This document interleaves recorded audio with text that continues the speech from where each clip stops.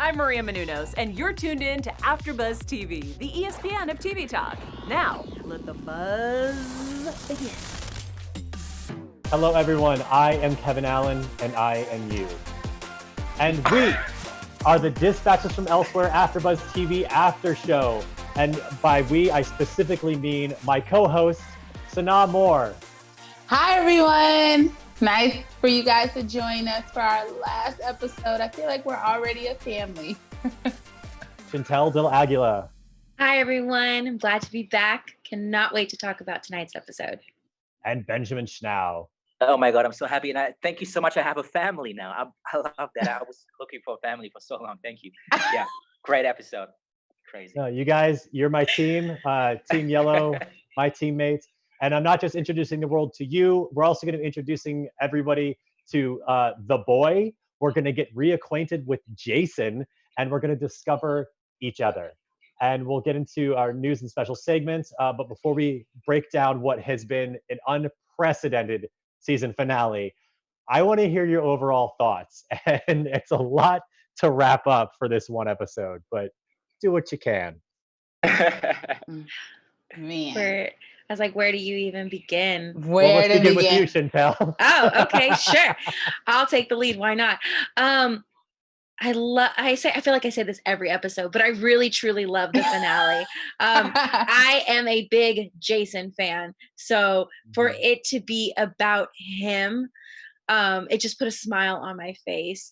Being able to, see this flip from, here are these characters, we have Peter, Simone, Janice, Fredwin, and then where does it take us to next? And it turns into Jason's story, Jason's life, how he got into acting and how he was portrayed as this funny guy day in and day out. And he wanted so much more, and he fell out of love with it. He didn't even know, what that was anymore, because it became so routine that it actually made him miserable, made him drink, made him just kind of hate life. And he had to rediscover like the beauty and what life is, and to find something that he is passionate about again. Beautifully displayed. Loved it. Made me happy, made me cry. I'm like trying not to get teary-eyed again, but it was just a really emotional episode. And then at the very end, I love his message, just thanking everyone, thanking all of us. Chantel, you're describing Jason Segel's like real life story. Being a Jason Segel super fan, I was sure you were aware of it.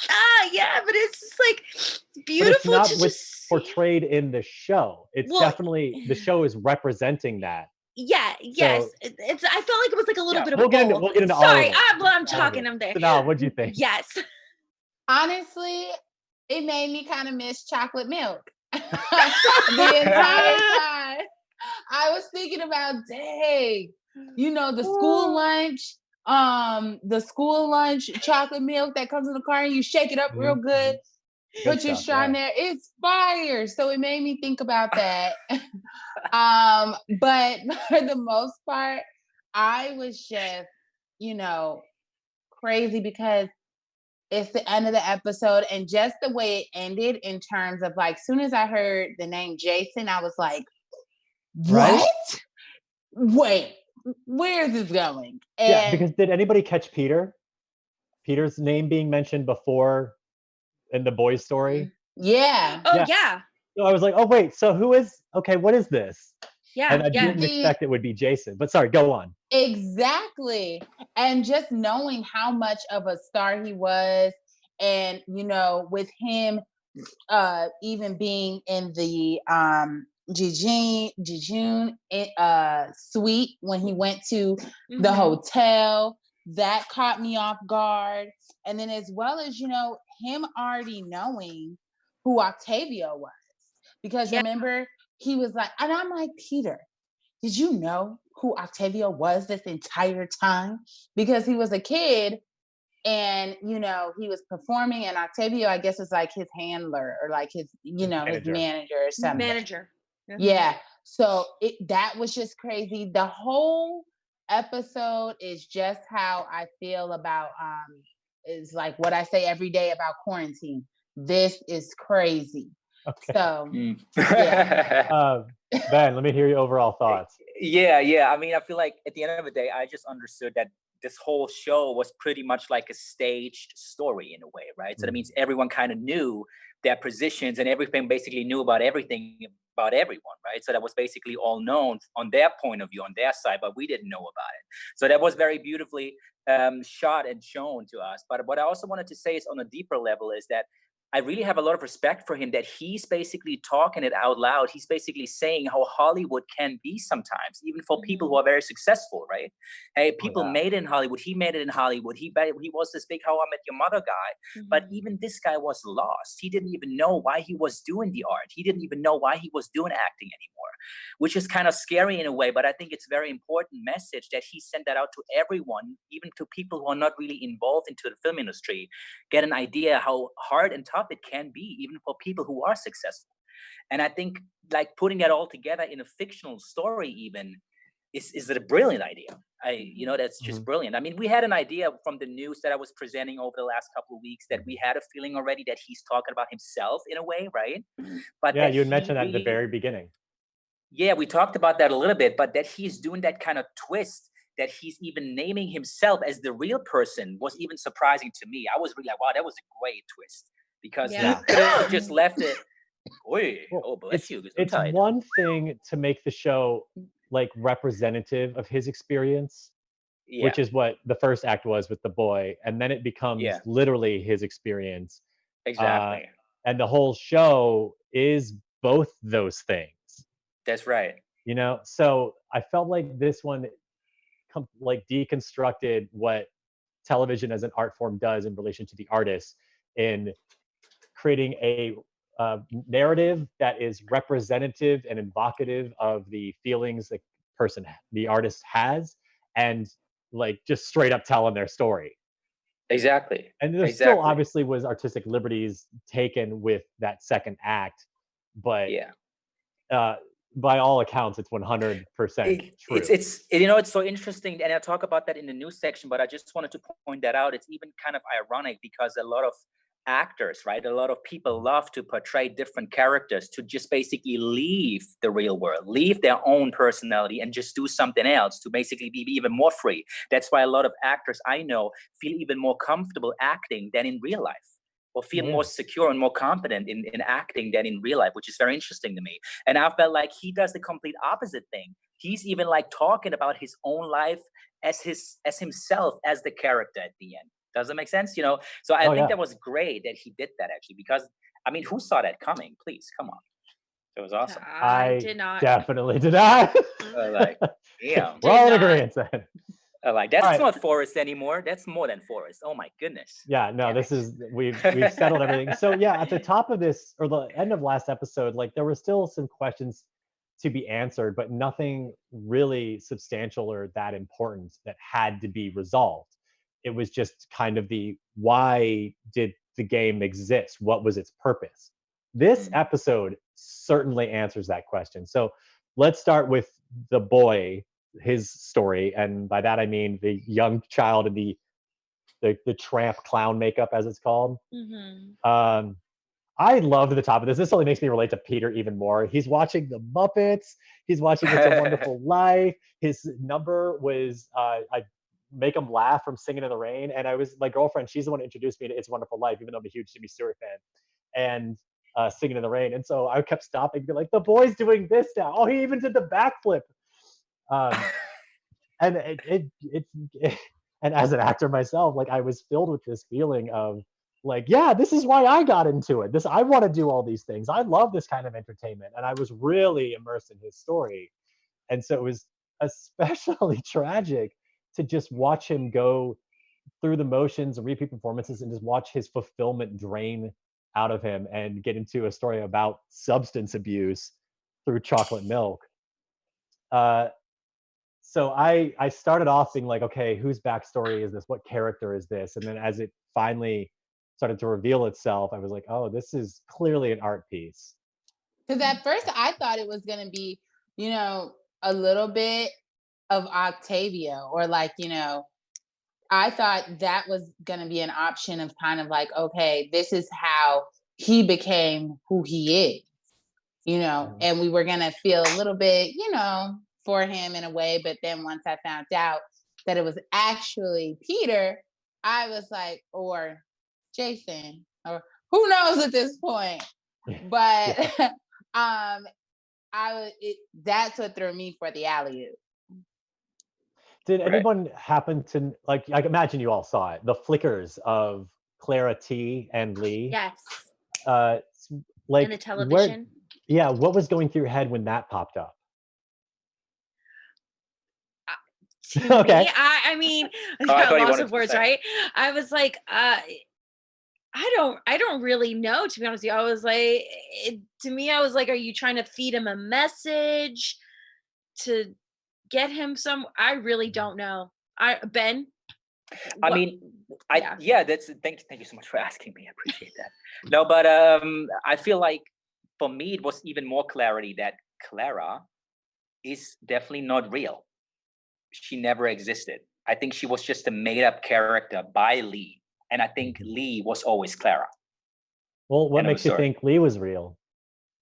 At this point in the Ooh, show, okay, like okay. it's So you want all to go it's this all far? a narrative. Okay, It's all a story.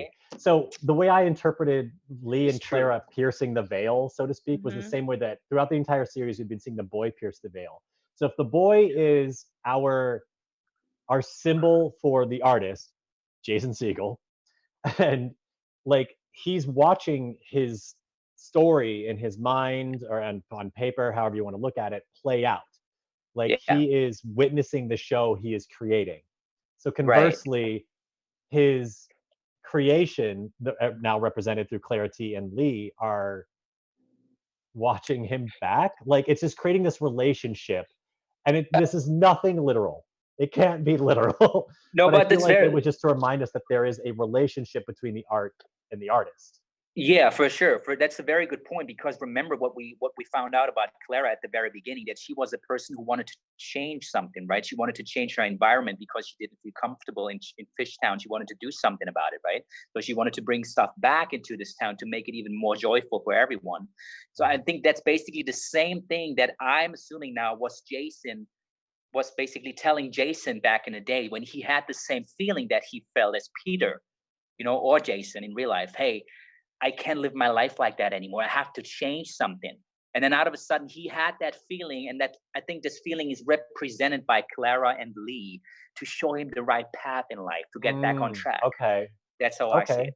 So that's how You it's know, used. Yeah. Brett, going into the chat, shout out to you, Brett, and everyone in the chat tonight. We really do appreciate you guys. Brett says Lee is actually the creator of the Jejune Institute. Okay. Okay. Yeah. Because oh boy. Yeah. Before I dive into the nonsense I'm about to spill out, thank you all so much for being here and for being part of the chat. We really appreciate you guys being an active participant in the show, for making us the ESPN of TV Talk at AfterBuzz, for liking, subscribing, 5 gold stars, all right, ringing bells, all that stuff. But especially now more than ever, I want to hear your interpretation of the show, because this is where it gets the most abstract, is in this first act, and then it starts to become a little more literal.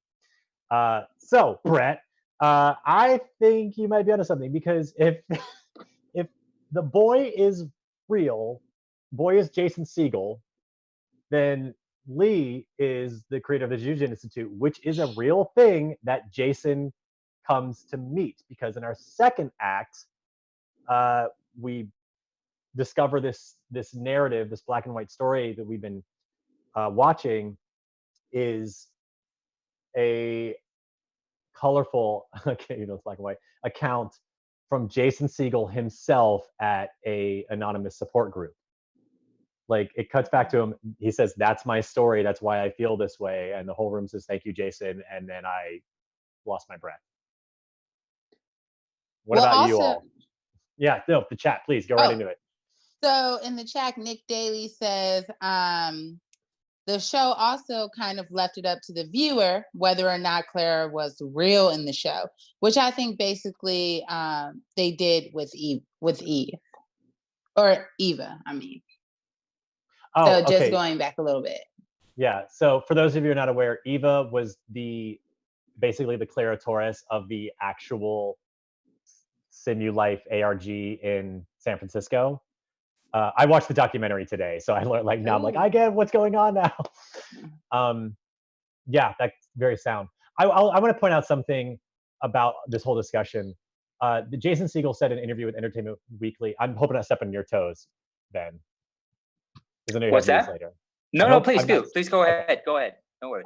Because I know you have news later, and I'm hoping this isn't it. But he had an interview with Entertainment Weekly about this final episode, and he said, I've always felt that the thematic explanation should be contained in the work of art. For me, I always feel like now the audience gets to live with this however they want. The whole point of the show, I think, is to participate in the work of art. So there's no right, wrong interpretation. This was meant to be a work that we are supposed to discuss as we are now. But to each his own, the answer is in the eye of the beholder here. So everyone, just throw your theories at me. First of all, my news are gone, but that's okay. That's not a big deal. No, I'm just kidding. But no, Chantel, I think you wanted to say something. I wanted to give it to you first, please. I'm gonna pass it right back to you because the second half was just so much. Let's move forward then. Let's get into, because Chantel, because this is what you were talking about. This is Jason Segel's actual story. Yeah. So he's at this support meeting. We learn his name is Jason. He meets Simone, but not our Simone, a different Simone. Mm-hmm. She takes him to the barn of beautiful things, not to be confused with the shop of beautiful things. And this place is littered with what will inspire, I guess, Jason Segel in writing his version of his experience. The carousel, the memory to medium transfer center, which is just a scrapbooking station. What were you guys feeling when we're starting to see the origin story of this whole narrative? For me, I was totally, it just brought everything full circle. It brought everything to why Peter is, who he is and everything. And it was crazy when they were on first name basis of things, and he starts meeting up with Janice. I don't even know if we should say Janice at this point. It was Janice. That was her name. Yeah. Or even Fredwin, if we even want to say Fredwin at this point. That one I don't think gave his name, so I'm not sure. So, I mean, it's just so crazy how everything switched. And then also, when I was looking at it, and it's like the drinking problem. And then at first I thought it was a drug problem. I don't know if anyone else had kind of thought that, when they brought over the chocolate milk. No. And I thought he was being he was acting kind of lucid and a little loopy. And I thought that was, and he was taken aback when he drank it. So at first I thought he was drugged. And then once he started to perform, and then it turned to poop, and it was just all downhill when he was performing. I was like, don't go for the flip. Spiral. Don't do it. Yes, I'm like, we all know that was going to be a face flop. It was just so much to watch. Bound to happen. But what I still find so fascinating, I still have to put that out there. I mean, at the end of the day, when you really think about the show and it's Jason's story, all these characters, Jason was pretty much always talking to himself. So all these characters that we see on the show, especially these four main characters, is basically all him, just different varieties of his personality. So he's pretty much always talking to himself. And I think he really lived that moment. And I'm going to talk about it in the news section a little more. But it just feels like everyone's life. We always have our inner voices, right? They are talking to us. We have to make decisions in life. We have to move on. And I think this is basically representing all that. That's what we're part of. I'm going to disagree with you slightly before you completely correct me later in your news segment.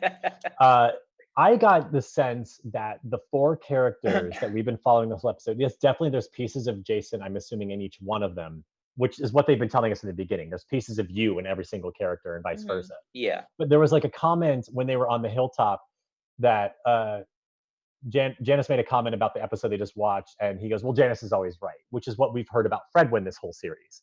So I felt like these four people who maybe inspired his four characters. It's like he deconstructed them and rearranged the parts and put them back together to make new versions of, and which I think only supports the idea that we're all the same. We all have these qualities into us, some more than others, but it was like a little bit of real world Janice made up fake Fredwin, and a little bit of fake Fredwin probably led themselves to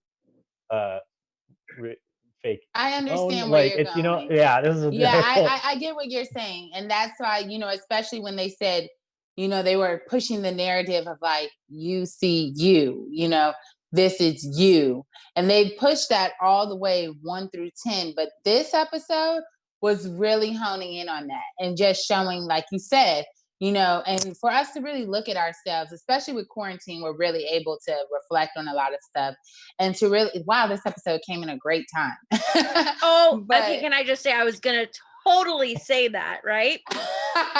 Perfect timing with this episode, but continue. Yeah, because you get the time to really reflect and see, you know, everyone makes mistakes. Everyone, and at the end of the day, honestly, we all want to feel important and we all want to belong. So, and that's what the game did for them, right? It made them feel important. It made them feel, you know, that someone is counting on them and that there was a purpose for that. So we all feed on that. And it's important for us to all accept each other for who we are and, you know, our process in life, because we're all different. Okay, so amen, Jason, sister, amen. Amen. Hell yeah. Jason is given a card by Simone. Simone makes things. She made this card with the EPWA written on it. I think it's an EPWA Life or whatever, and it was this postcard from elsewhere. And that was his ticket, his invitation to go be part of this experience. And we saw things that were very reminiscent of what we had seen displayed in the show, but were new. Like it was a different Sasquatch costume. But he goes on this little adventure in the city streets. I felt this was, because he was by himself, maybe not with a whole team. This one felt scarier to me. It felt like a more vulnerable experience. And if it wasn't for that card that he got in the hotel saying no one will make you look stupid, I wonder if he would have kept going. Well, I also thought it was interesting too that they gave him a new name.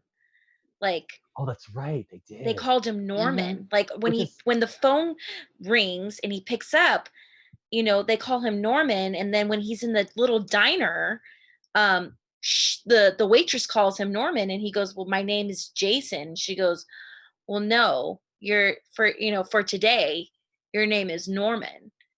And I thought that was really interesting. Yeah, I forgot about that because no one else used that name on him, at least that we saw. Yeah. I was like, why does he have to be renamed? No one else. I still don't get it. Still don't get it. I just thought it was very interesting because, you know, like we said this whole time, you know, we know him as Peter, and then we get this Jason. second act, and his name is actually Jason. Like, I mean, his name is Jason. So yeah, I don't know. That just kind of like, it stuck out to me. Like they gave him a different name. Right. I don't really know the reason why, but it was just interesting. That's a good point. Maybe one of our viewers might have a theory behind that. I would actually love to hear from our viewers in particular. Ryan, is there a special viewer that we can talk to? Or Sanaa? Well, in the chat, there are a few people who have some predictions and things. Let's see. Brett also says it was Capt King. So we never went by our real names. That's interesting. I wonder if they gave that to him. So like in the game, they never used their real names. So okay, maybe that's a little clue there. Well, if they have to drop their wallet and their phone, that's pretty much their whole identity. So might as well take the name with it. Yeah. And then also Nick in the chat, Nick Daly, shout out to you. He said, just going back a little bit on the chocolate milk scene that we were talking about, he said, Clara has chocolate milk in one episode. So was she drugged in too? So that's pretty interesting too. Like, Was that her downfall too? Man, something's in that chocolate milk. I mean, I'm not going to Right. object to it. No, I'm just kidding. So these puzzles, they were weird and fun, just like we've been seeing all season. But then there was that staircase at the end, and I was like, that isn't fun at all. So he goes up the staircase. The staircase to heaven, or I would say to hell, because they that break would him down kill completely. Kill me. They break him down emotionally while he's up there. They just like remold him into putty. Yeah. He plays the arcade game, which once he figures out that he doesn't need to win the game, he just needs to play it.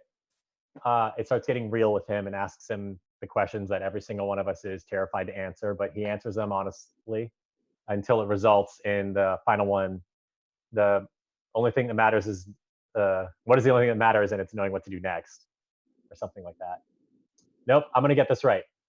The only thing we need to know at any given time is what, and the response do. is. Go ahead, do it. Say it. I actually don't know it word for word, but it's like what to do next. Yeah. Okay. What to do next? Okay. I just wanted to make sure I got it word for word. What to do next. This is the moment where he steps away. It's not a game for him. It's real.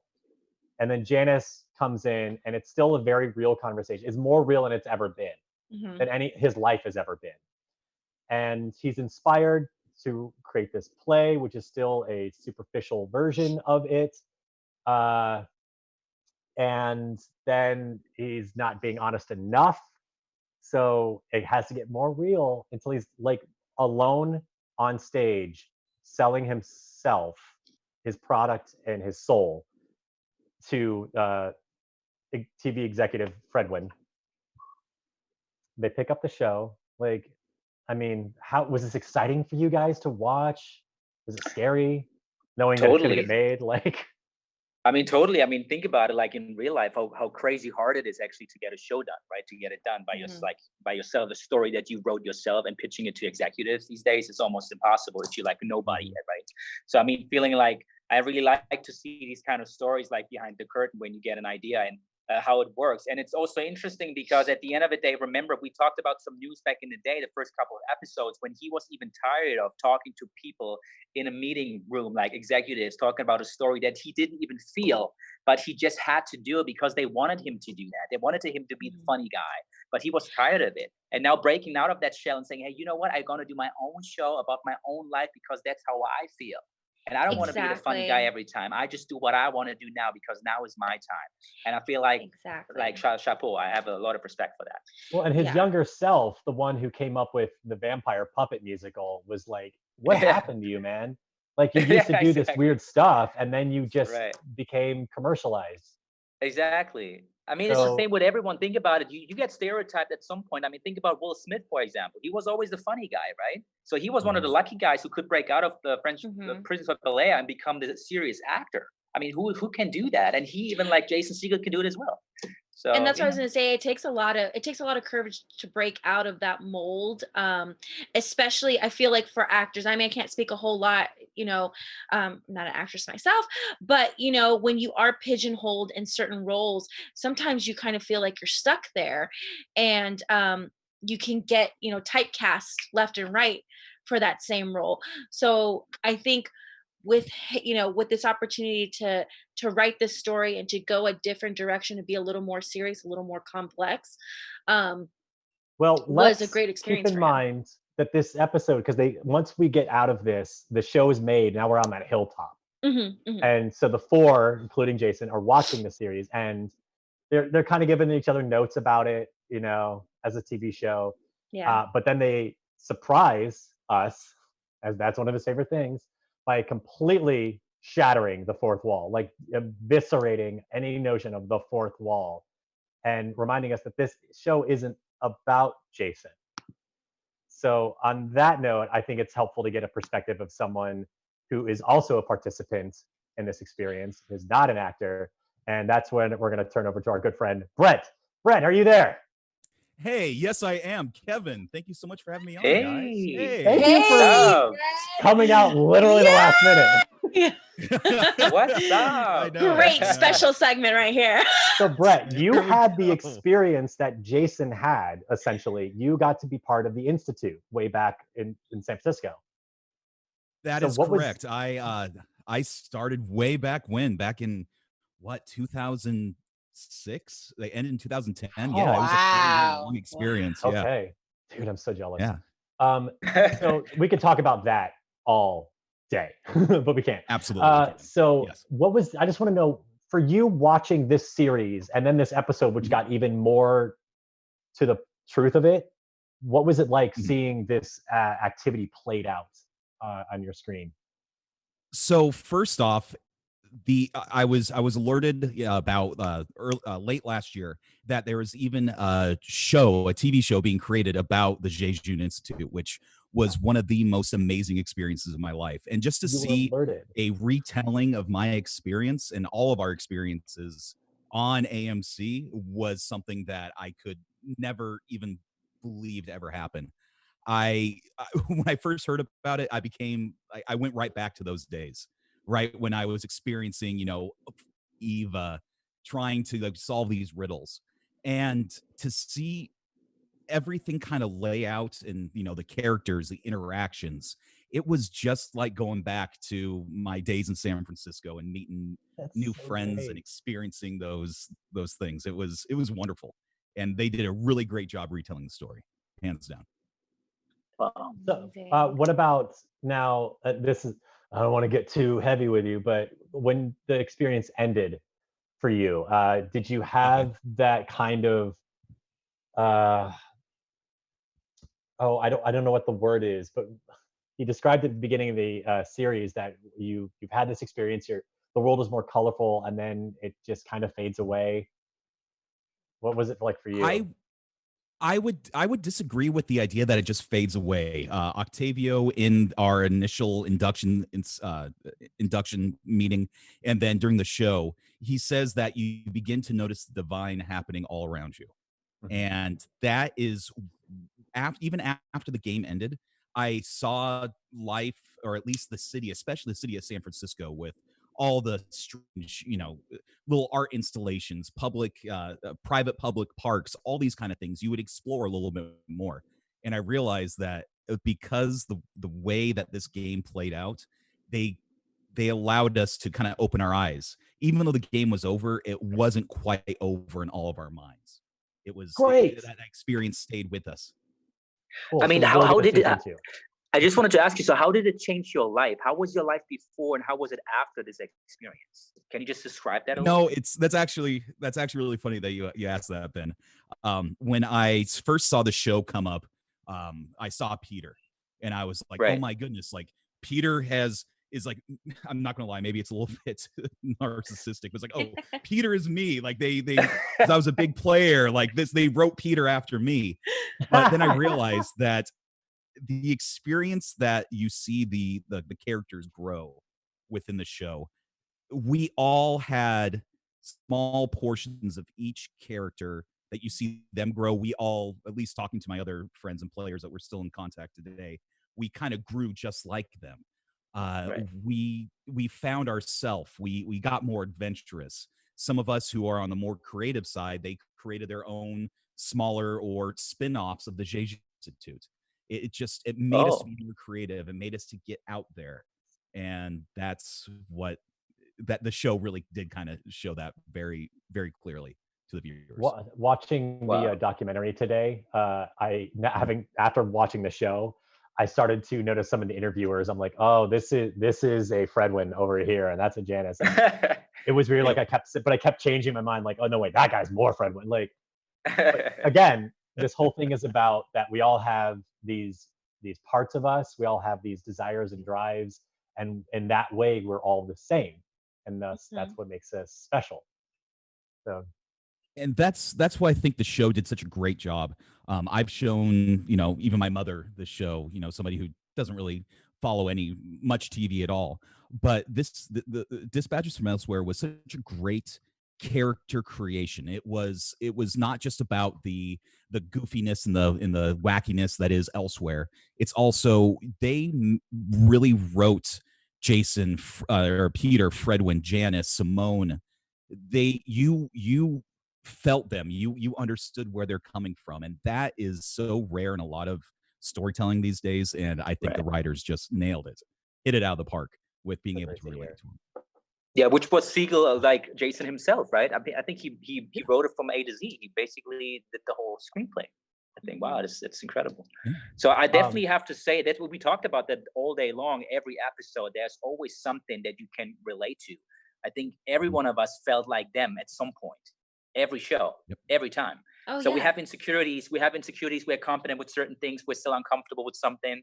But I feel like you can just, I don't know, everyone can relate. Even if you don't watch TV, as your mom, I mean, you just said your mom, you can definitely relate to that show. If you like it or not, you can still relate. So that's great. This is television, but I keep calling it broadcast art now. It's art that just happens to be broadcast through a TV signal. Brett, I think that's so awesome that you could pop in and talk with us. So last minute, we really appreciate you doing that. I got one last question for you. Where are you based, Brett, by the way? Oh, I'm down in Southern California in Orange County. Oh, no, not too far. Okay. You should come by. You should come by to the season studio. 2. I want to invite you into the studio. I would love if they pull this show up again. I would love to have you.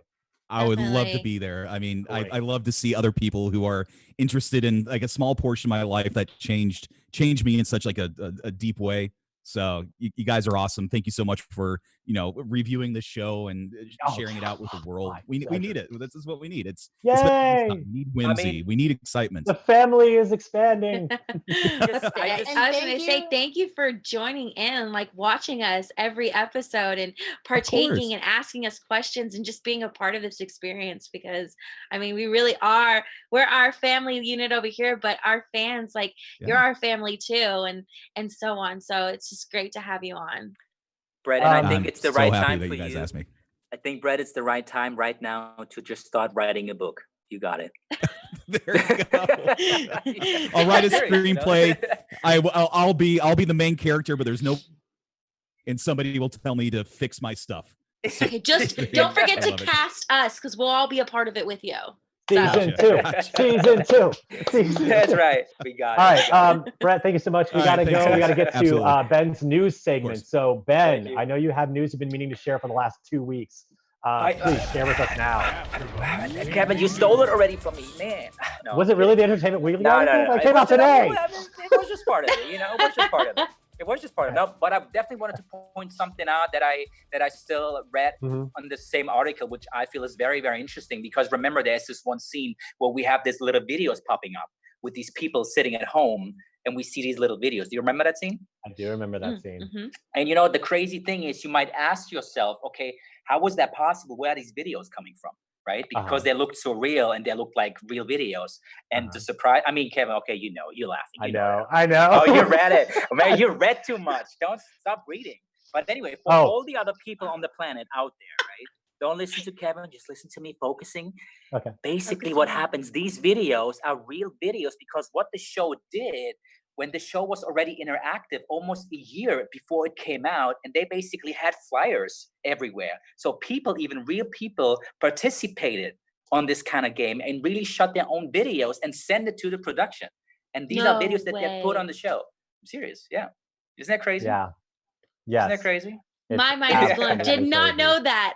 Love that. That's crazy. That is amazing. So that's actually movie in a movie, almost like. Yes. I feel like that's what the show is all about, though. It really is. Yeah. It's this extended community. Totally. But yeah, that was the main thing I wanted to say. I think that was really cool. So yeah. So for those of you who would like to be a part of this experience, I'm assuming it's still going. Ben is describing the Elsewhere Public Works Agency, which is what was on the postcard. That's a real life website you can go to. epwa.life is the address. You can check out that. You can check out the New Neurology Network, which is a Discord channel conversation that has been finding clues and like finding Clara's van as it tours the country. It's insane, guys. The rabbit hole on this is immense. I found about it 2 weeks ago, and I've been trying to catch up, and I can't. Yeah. Really quick thing, Ben, from what you were saying, Nick in the chat said that he did one, and thank God they didn't use mine. That's what he said. But Nick, he said, you gotta send it to us, please. You Please do gotta it now, send okay? it to us, Please Nick. send it to us. We want to show that. Come on, Nick. Come on. Don't leave us hanging. If you guys want to keep up with the this whole experience, this whole show deserves a rewatch, in my opinion. So, like, now that you know how it all breaks down, go ahead and watch the series again. I would recommend watching the Institute documentary. I found it today for free on the internet at Tubi and at Vudu, VUDU. Oh. We also have Chantel's article with Eve Lindley you can check out at AfterBuzz TV. You can read The Secret of the Nim or watch the movie live for free on YouTube. And of course, there is the world around you. There is so much to experience to continue the show's experience. And if you guys just need new TV shows, that's where we come in here at AfterBuzz TV. So follow our hosts, follow us online, and we'll give you something new to do. But that begs the question that I'm going to pose to my team. We've reached the season finale. We're approaching the end of our finale here at AfterBuzz TV's Dispatches for After Show. So, what to do next? For me, I'm gonna draw in a notebook. I'm just gonna start drawing in a notebook again. Oh, that'll be very therapeutic. Yeah. Are you gonna color it in too? Are you gonna do the whole shebang? Usually I just do pencil, but if I like it enough, then yeah, I might bust out the colored pencils. Are we gonna see one of these artwork, these masterpieces? Is it gonna be plastered on a building somewhere? I'll work my way up to that. Okay. I'm gonna look out for it. Work in house paint. I'm gonna look out for it. All right, what are you guys gonna do? What's next for you? For me, it'll definitely be continuing to eat quarantine snacks, break the latest in entertainment news with AfterBuzz and Black Hollywood Live, as well as, I've really been wanting to take up yoga even more. Okay. So I've been practicing a little bit. So my goal is to just master it. So then when all of this is over, I can be prepared to take a hot yoga class. So that's basically what I've been. Yeah, because hot yoga is not for the weak. I have done it, and it takes a lot of self-containment. Because to be honest with you, woof. Is it basically like yoga in a sauna? Is that how it's basically. God, no. I'm not gonna do goat yoga because I don't want to do that. Wow. I can't even breathe in a I can't even breathe in a sauna. How can I do yoga in a sauna? Damn. All right. So I don't do that. I can say that. What are you gonna do? What are you gonna do, Ben? I mean, today I'm definitely going to do some workout because I need to move right now for some reason because I don't do movement much. But I definitely, honestly, the show really inspired me. So I might get back even into writing. So even that I have more time and I'm more at home, I go back more into screenwriting and stuff like that because I like writing myself. And I think the show was really good, like as you basically already mentioned today, to get back to yourself a little more as well. I mean, we have a little bit more time at home so we can reflect. But I think even the show, and as I mentioned to Brad, you can identify with certain qualities that everyone has on the show, that you basically just find your way back to yourself even more. So, and I really enjoyed that. And like you guys were saying, being in quarantine, now is the perfect time for the show to have happened because now we can all be inspired by it and use our free time to create and do and see the world around us, starting in our living rooms and slowly working our way out. Chantel, you got anything? I would really like it to end, to be honest, though, I have to say. I think we all would. For me, I think, and I am going to be a little more broad in this aspect, just continue. I feel like from what I've taken from this episode and this show overall, and Jason's just message, just continue to enjoy the adventure that awaits ahead. I'm just going to embrace everything, enjoy it, pick up new hobbies, maybe even start a little podcast of my own. But yeah, right now I definitely think it is the time for all of us to just kind of get out there and just, like I said, enjoy life. There's always something new that you could pick up. There's so much knowledge you can, continue to learn and retain and everything like that. And I'm excited. And I cannot wait. And everybody should follow all of us, and we will follow all of you back, and you can continue to see our journey. So yeah, Oh yeah. check out Kevin's art. Check out, Sanaa's goat yoga. Oh, My no, Hot I yoga. don't like Hot yoga. yoga. hot yoga. I'm Yes. sorry. We're not going I'm to sorry. subject the poor goats to the sauna. Wow, I do not Chantel, like you're so goats. No Chantel, goat will be harmed in the Chantel, making you're of this so video. happy. How do you do that? I You're so happy, am. Chantel. All right, Damn. I am. Give me some everyone. of You your have to happiness. be. You have Uh, to be. So Jason's groundbreaking television finale inspired me to do one last thing. And in the spirit of Dispatches from Elsewhere's finale, I think we need to acknowledge everyone who made this after show. I can't pull the camera back and everyone here because quarantine, social distancing. But everyone who made this after show possible. That includes our founders, Maria Menounos and Keven Undergaro, our producers, Vito Thank you, Scuddy guys. from Philly, Ryan Nielsen from Philly, Stephen Monroe, Brianna Funny. Phipps, our commentators, Bevarius, Joe Nell Vlogs, Justin Christopher, GC Space, Bryce's Lauren, Jeremy Drango, Frosty Winnipeg, Eve Lindley, Flobo Bryce, Twisted Wolf 2000, Gismont, Ron B, Ryan B, Jolly Rada 1, Tony Jackson, Tatlis, Haley Townsend, Mutilix, Connor Lindhorn, Jeremy Perez, Breathless Mahoney, TG Flux, Eno No Heart, Harold White. I see you all watching right now. Thank you all for watching right now and for being a part of the show. I keep saying it, we couldn't do it without you, and I've been checking out your comments all night. You are part of the show, and we are grateful to have you. Thank you. And of course, I could not do this show without my wonderful co-hosts and contributors. First and foremost, the guy who's called everything from episode 1, Benjamin Snow. Oh, come on, please. Thank you. No, thank you guys. It was such amazing. I mean, I really hope for a second season. I have a feeling it's gonna happen.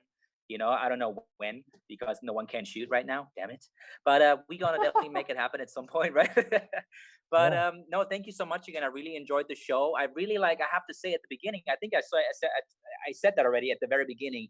The first episode, I wasn't sure what to think about it, right? The first one, I think Chantel, you and I, we basically like, okay, wait a minute. Well, what is the show about, right? Exactly. But I really learned to love the show, which always tells me, hey, don't judge something by its cover, right? Just give it some time sometimes, and you can find your way into something, right?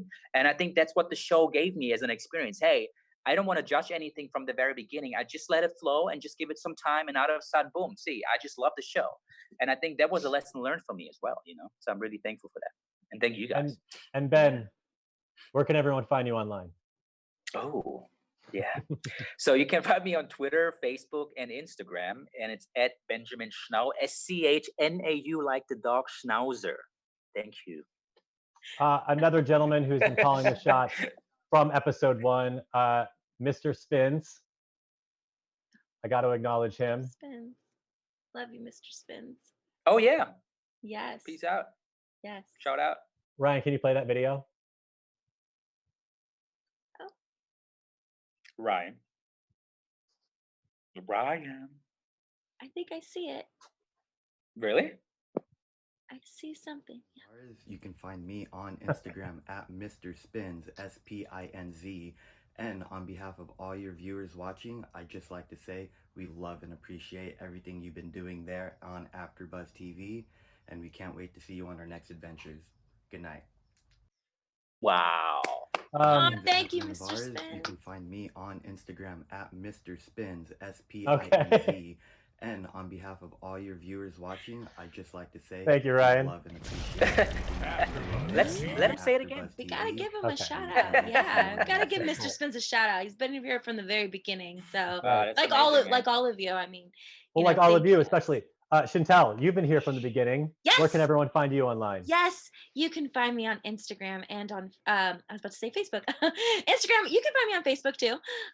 And Twitter at Chantel D. That is SHYNTEL, 1 L, and the letter D.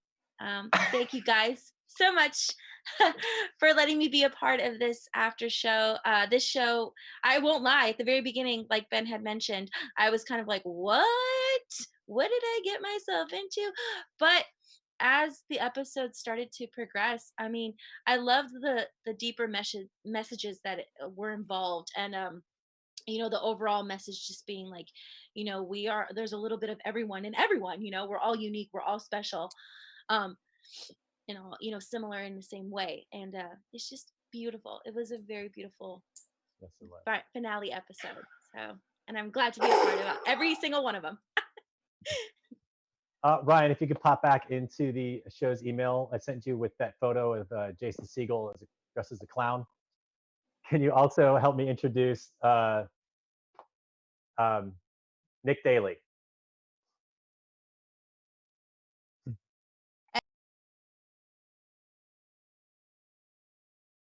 I am underscore SANA underscore, and on Twitter at I am underscore Sana. It was a pleasure interacting with you guys in the chat. I love it. And, thank you for always being there extra early, waiting for us. We really appreciate it. And let's all just keep in touch. Sorry, Sana, I didn't mean for him to pull up Jason Segel's clown photo while you were talking. Oh, it's yeah. beautiful. In my head, this was a lot smoother, but we don't have the production value that Jason Segel had. So, so Ryan, can you pull up Nick Daly? Thanks, friend. So cute. So cute. I didn't realize that was a real inspiration, him in sad clown makeup. So, wait a second. So, who was on that picture right now? That was Jason Segel. You're kidding? That was really him? No, yes. That was really him. Wow. Yes. I thought it would come up naturally in conversation earlier, but since it didn't, I'm just like, you know what? So maybe I missed it. Sorry, maybe I missed it. Wow. No, I don't think it did. He didn't change. My Twitter is at Nicholas J. Daly, and my Instagram is diagonals_. It was diagonals _ on Instagram. Thank you, Nick Daly. And Thank you, Nick. Last, thank you, sir. Least, the friend who managed to introduce me to Brett earlier today so that he could be a part of our show, Sheldon. I am Sheldon. I am you. I